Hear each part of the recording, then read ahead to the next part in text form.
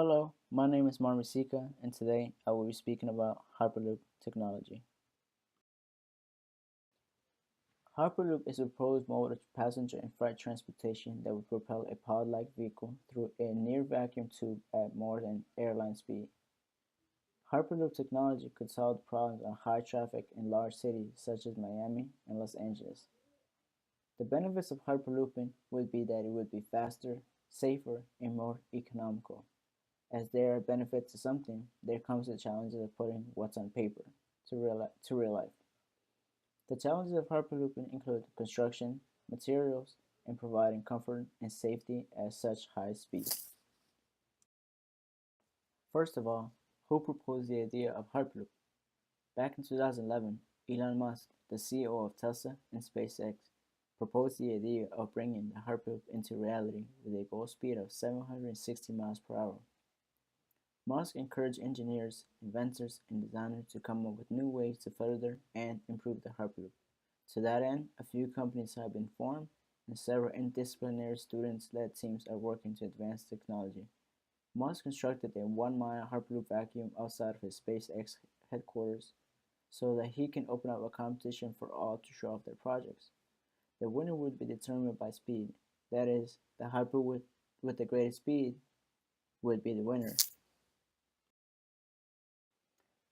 Today, we currently have 4 modes of transportation.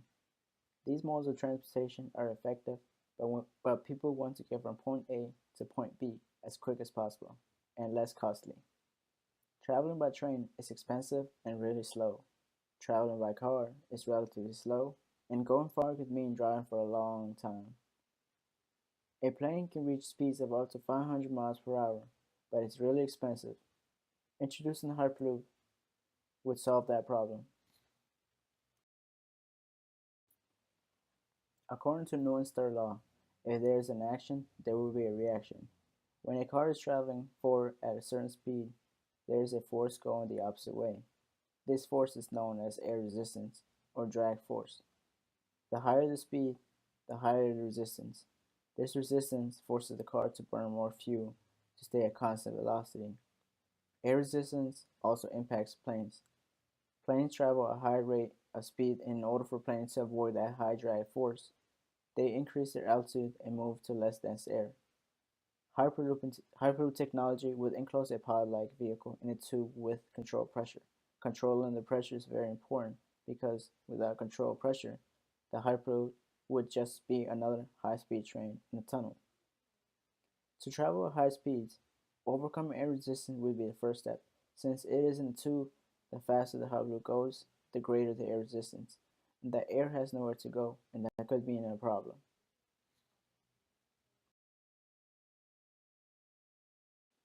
The benefits of Hyperloop would be that it uses less energy compared to other modes of transportation.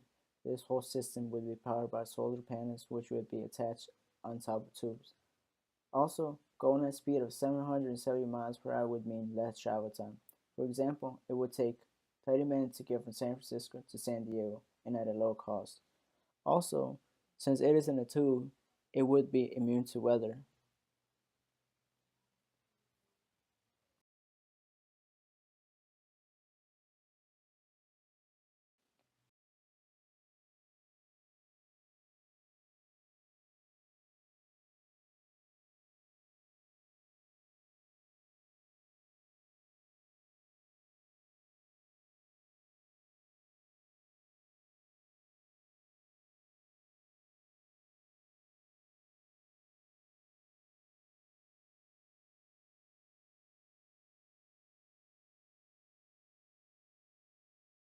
Again, one of the biggest challenges faced by engineers is tube pressurization and overcoming air resistance. Since this system would be traveling at such high rate, any sharp curves or change in altitude could mean a disaster.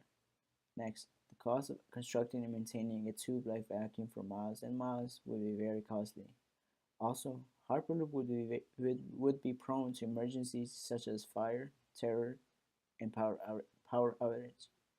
Engineers have to plan this project out accordingly to avoid any disaster or the Hyperloop will never become a reality. In conclusion, as we progress through the computer age, There will be new inventions that will change how we live our lives. The Hyperloop will be one of them. The Hyperloop has a number of advantages, and it will be very helpful to the public when it is brought to reality.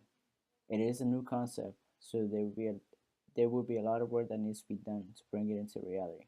But we are engineers.